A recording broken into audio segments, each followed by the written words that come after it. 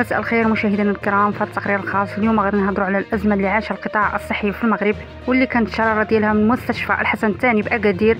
هذا الحدث المحلي اليوم اصبح موجه ديال الاحتجاجات اللي بدات من مدينه اكادير ووصلت لمدن اخرى في المغرب. التقرير غادي نشوفوا معكم كيفاش تصاعدت هذه الاحتجاجات وشنو هي المطالب الحقيقيه اللي كيحملوها المغاربه على قطاع الصحه. بدايه كانت مدينه اكادير فاش انتشر فيديو مؤثر لمواطن كيحمل الرضيع ديالو المريض وهو كيطالب بالانصاف. هذا الفيديو هز الراي العام المغربي وخلى المواطنين يخرجوا للشارع باش يحتجوا على سوء الخدمات الطبيه في المستشفى.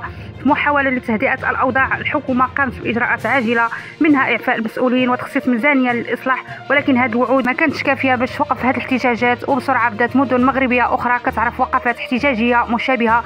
مدينه الرباط والدار البيضاء وفاس ومكناس والصويره خرجوا مواطنين وفاعلين جمعويين باش يتضامنوا مع المطالب ديال السكان ويطرحوا مشاكل القطاع الصحي في المدن ديالهم. هذه الاحتجاجات كانت رساله واضحه، المشكل ماشي غير في المستشفى واحد وانما هو مشكل منظومي كيعيشوا المغرب. طالب المحتجين كانت واضحه ما فيهاش نقاش، هما ما كيطالبوش بالوعود وانما بالحلول الملموسه. اهم هذه المطالب توفير التجهيزات الطبيه الاساسيه في جميع المستشفيات المغربيه، محاربه الغياب المتكرر للاطباء والاطر الطبيه، والاصلاح الحقيقي للخدمات باش المواطن البسيط ما يلقاش راسو مضطر يمشي للمصحات الخاصه اللي تقدر تكلفه ميزانيه كبيره. المحاسبه والشفافيه، المحتجون طالبوا بفتح تحقيقات في قضايا الفساد وسوء التسيير ويحاسبوا المسؤولين اللي تسبوا في هذه الازمه. وهذه الاحتجاجات كنتربط نقطه واحده مهمه بزاف، التناقض اللي كاين بين الامل اللي كيعيشوه المغاربه في تنظيم المونديال والواقع المرير ديال قطاع الصحه.